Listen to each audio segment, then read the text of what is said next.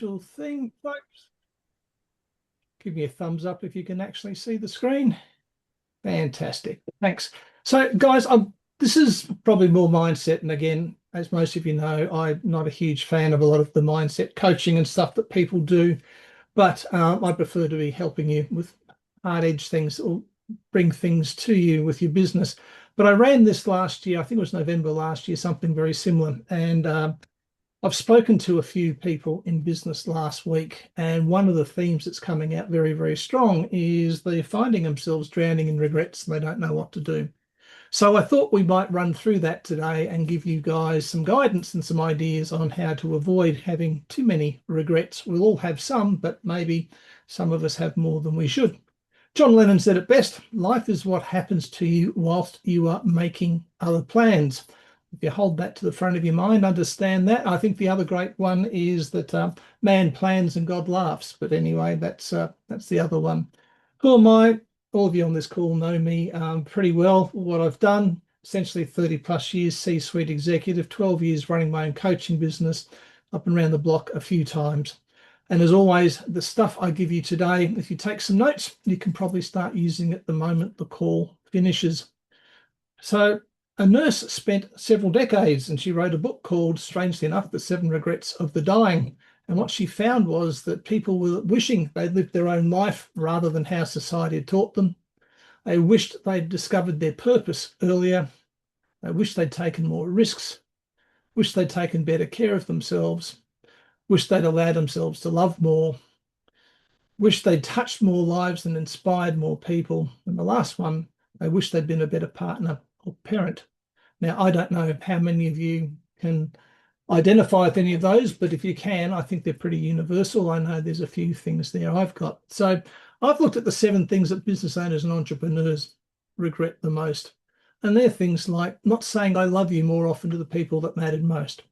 You know, I don't know how many of us charge out the front door to get to work or charge into our home office and we forget to say to people who matter to us that we love them, that we care about them.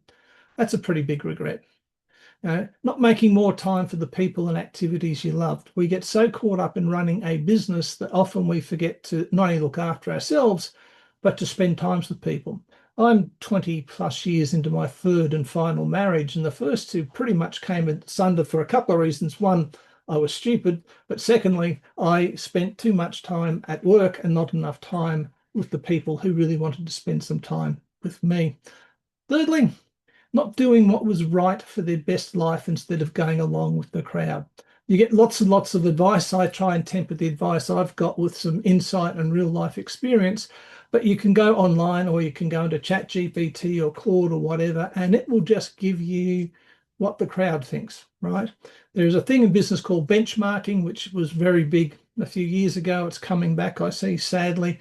And all benchmarking means is you compare yourself to everyone else and you end up with what the middle is. And that means everyone's the same. I don't know about you, but I don't want to be the same as everyone else. I want to be a bit better. So don't go along with the crowd. You can avoid doing that. The next one, well, being too quick to anger and unable to hold in those harsh words. Often when we're a business owner, some of us mainly didn't spend time working in corporate or large business environments and didn't learn to control our mouths and our emotions. So when we have people working for us, occasionally we let fly and we shouldn't. Not saying sorry and moving on from petty grievances. I've seen and I've known business owners who take a real dead set against a particular supplier or staff member or relative because of something small that happened and they just can't let go of it. Working too much inside the business and not spending more time in nature, spending too much time inside the 4 walls and not getting outside and feeling the grass between your toes or the seawater above your ankles. But we spend too much time inside as entrepreneurs and business owners. And lastly, not being kinder to ourselves. The prototypical, I'm working with a guy called Alex Beavis. Alex Beavis is a fantastic personal trainer in the UK. He's just released his 2nd book. And Alex's whole thing is about realistic and sustainable fat loss for men over 40. And his statistics show, and they're freely available, that men and women who are entrepreneurs and business owners work really, really hard till they're about 40 building the business up, and they forget to look after themselves. And suddenly they find themselves with no energy, no sleep, overweight, and their health falling to pieces. So one of the things you should be doing is being kinder to yourself. The idea is to have no regrets. I mean, in life, what you regret is not the things you do so much as the things you don't get to do. In Latin, it is amor vivere, amor fati, and memento mori. So, love your life, love your fate, and remember you too will die. There's that famous story of Julius Caesar having a slave next to him as he went through the streets of Rome with the processions in his chariot, and the slave's job was to lean across to him and remind him that you too will die, you too will die. And it's something worthwhile looking at. Some of you have done that exercise with me where I get you to get a piece of paper and draw it 10 by 8, so you've got 80 little squares, and then go through and mark off the number of squares that you've lived in your life, and whatever's left unfilled in is pretty much what you've got left, because 80 years is the average for people, whether they're in North America or here in Australia or the UK. Australia actually is, women are about 84 to 86 years and men are sort of 80 to 82, 83. But nonetheless, if you really want to wake yourself up to how much time you've got left in this world, then do that exercise, the 8 by 10 grid, and just understand the fact that if you've got kids, by the time they're 15, you've spent over 80% of the time you'll ever spend with them. So there's a few things there to sober you up. Mirror moment of reflection. Why don't you do this? This is a bit of an exercise. Go to the bathroom mirror, and it's really tough to do. Look yourself in the eye and be completely honest with yourself about where you are in your life, in your business, with your health, with your relationships, and with your wealth. And then think about where I am and where I would like to be. This is incredibly confronting. If you've never done it, be prepared for a shock. And if you think it's woo-woo, well, you should go do it anyway. It is something that will really shake you free from just being sitting there doing nothing. And it sounds like we've lost someone. So there we are. We may be a bit woo-woo anyhow. What can you do personally? Here's things to look at. What can you do personally to avoid regrets? Well, once you understand what matters to you personally and the matters to the people that love you, once you know what you really, really want out of life, then you just need a plan to build it to get it. You need to create that roadmap for sticking to whatever your North Star is. You want to avoid dangerous, destructive, and distracting detours or behaviors. And understand this, it's not too late to start. It doesn't matter if you've done the memento mori exercise and you've only got 7 squares unopened. It's still never too late to start. Making the right decisions, aiming towards what you could call your right life, is the way you end up looking for a life with fewer regrets. So ask yourself this. What do I have to do to get to where I want to get to? What version of me has reached the success I've got, and what version of me needs to be different for the future? What action do I need to take to get the person who is successful and happy? Do I need to get them back, or do I need to continue on being a different person? And then take action on 3 things that your future self should be doing today. This idea of future casting is something life coaches and psychologists have used for decades. And it's this idea of thinking about where you would like to be in 12 months, 3 years, 5 years, 10 years, 20 years. I think 5 years is probably far enough to do, but 10 years if you want. And literally sit down and write, like in the present tense, where you are, where you're living, what you're doing, what your business is like, what you're living, who you're spending time with. But right, so, it's June the 3rd, 2037, and I'm waking up in my beachside apartment at Byron Bay, about to get up and go for a surf, that type of thing.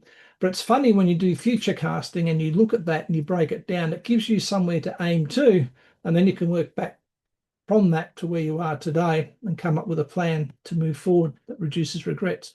Even if you just take 3 things from that exercise, it can work very well for you. So what can you do in your business? Well, in your business, you need to have a very clear idea, and you've heard me say this before, of who you serve, what do you do, what's the product you sell, what's the pain you relieve for people.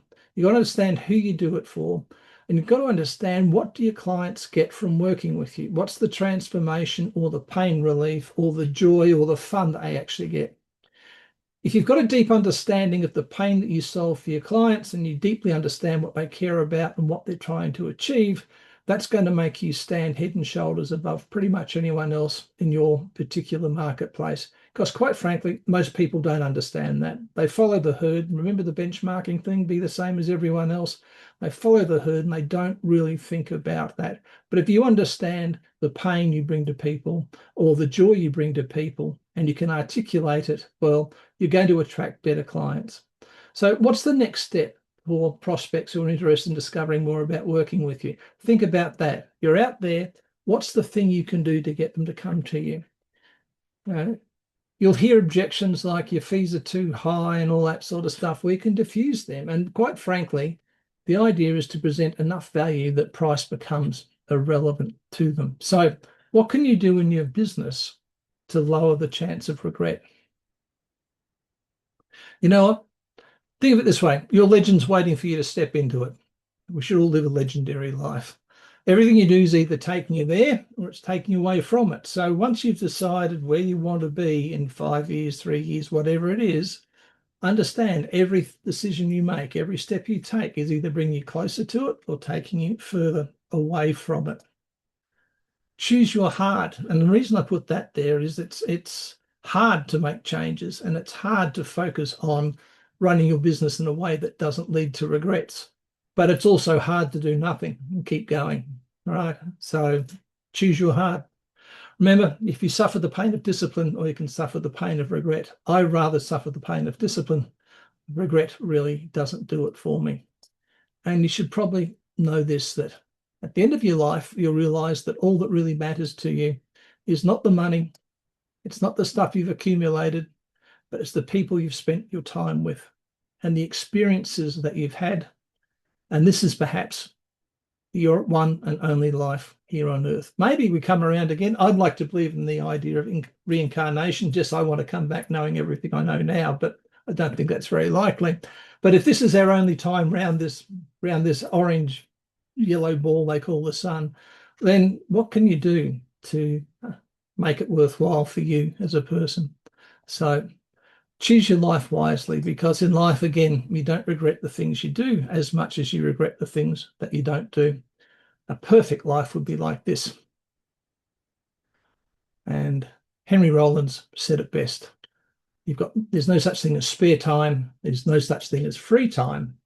There's no such thing as downtime. All you've got is lifetime. Go. If you'd like some help getting your business to that next level or getting it to where you can put on cruise control or have it full of less regret, you can get some help. And all you need to do is to book a free call with me. Won't sell you anything. I'll just see if I can be of service and I can help you. Thank you. Thanks very much, Geoff. Okay, I'll just stop the recording.